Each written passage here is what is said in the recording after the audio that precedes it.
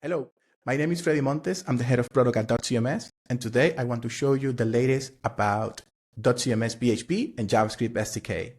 But more importantly, how it helps your team to go to market faster with less complexity and more maintainable code. Many developers teams today are facing the same challenges, right? Number one, enabling content author to in-context visual editing experience is hard. Too much time is spent by building and maintaining low-level APIs and integration. Onboarding developers into new headless projects, not always an easy task. In teams, I'm often balancing between different JavaScript frameworks, PHP frameworks, and all of that. Our goal with our SDK is precisely eliminate that friction and give your team the power to move across different projects with ease and the best developer experience that we can provide. We build this SDK with 4 key principles in mind.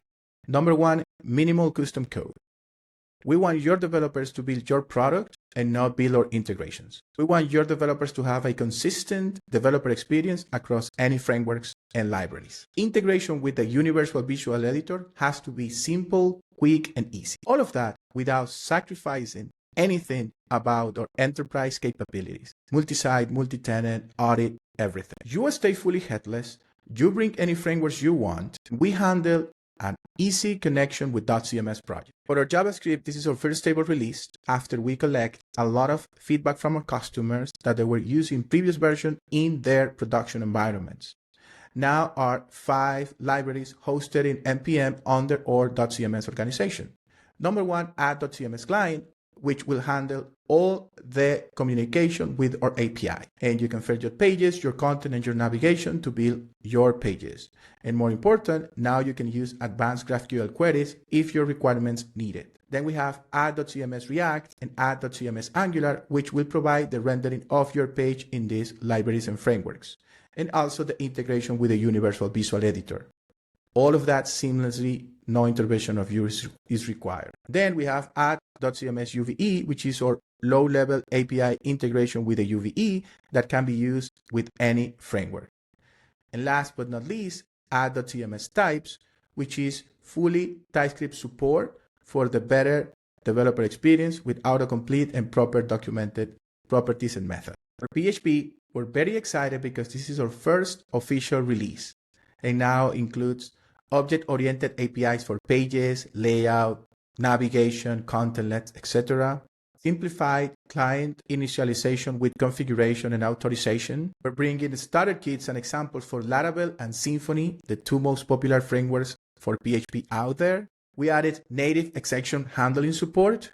And of course, last but not least, fully integrated with a universal visual editor. And it's ready to go. You can get it using Composer. We know that our customer value our enterprise features, so we make sure that our SDKs support them. Multi-site management, multi-tenant support, and multi-language content delivery. Advanced workflows, permissions are all working. The SDK simply gives you a easier, faster, and better way to build on top of dotCMS while we keep all the enterprise functionality. And your teams are going to love this because it's less boilerplate code, faster deliveries, fully integrated with a universal visual editor, easier learning curve, faster onboardings, lower maintenance costs, and way less technical debt. And now let me show you a little demo. Okay, I have a clean Next.js app, which is running right here. Only have hello world, which is coming from here, which is the page. Now, the first thing that I want to do is I'm going to kill this server and I'm going to run npm install for the client, the React, the types, and the UVE.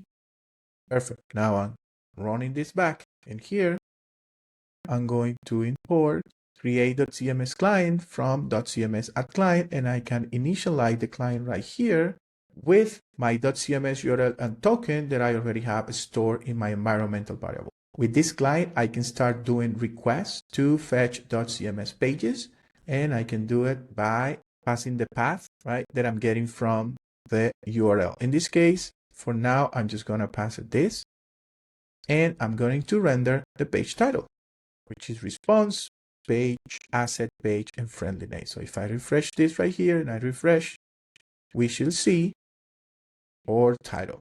Now, since dotCMS handled all the routing, we need to create a catch-all route in Next.js. In this case, it's done by creating this folder between brackets. And I'm going to move the page right there. So what this is going to do that whatever URL I throw a Next.js try to load is going to use the same component page. So now I can use path, which is represent the path that I'm sending here. If I go to example/destination, which is another route that I know that exists in my dotCMS instance, I can see that title. So that means that it's working. Now, title is cool, but we need more than that. Like, it's not only the title. So I already have prepared a component called myPage. This myPage component receives the whole response. And under the hood, where the magic happens, this component is importing a few things. It's importing some types for TypeScript, but it's also importing dotCMS layout body, which is the React component that it will render all the rows, columns, containers, and contentless and everything. And they use editable dotCMS page, which handles our subscription to the UVE.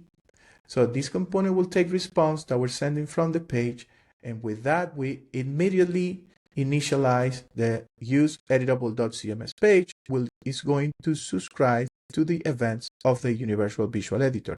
This will return a page asset, and with that page asset, we can render the dotCMS layout body component, which is the one that is driving all this information. Right now, we only see the title because along with the page asset, we need to send the components that is going to render each piece of content. There's a map of key value. The key is the content type, variable name, and the value is the component. In this case, I'm using this proxy approach, and as you can see, is all the keys is going to only render the content-led title. But if I want to render some specifics, here I can call some specific components. I already have one that is called banner. So I can import that banner. And if I refresh right here, we can now see the banner. So now, how do I connect this with UVE? I can come here. As you can see, I'm in the editor, but right now it's just editing the page that is built with templates and things of dotCMS. I can go to the apps, and I can go to the Universal Visual Editor app. And here in the demo.cms.com, I can set up the config. In this case, I'm saying everything in the index, I wanted to edit with localhost 3000, which is my Next.js app. And I go to edit the page. I can now see my Next.js app. And from here, I can hit edit and I can change stuff and I can publish. And now you can see the page being editable. So just to recap, we install libraries. We create our clients using the dotCMS URL and the auth token. With that client, we can fetch the page. We send the response to the myPage, and in myPage, using the React library, we can initialize the hook that is going to subscribe to the UVE, and we can also pass the page asset to the dotCMS layout body, which is going to render the page using the components that we pass in the map. And that's pretty much it.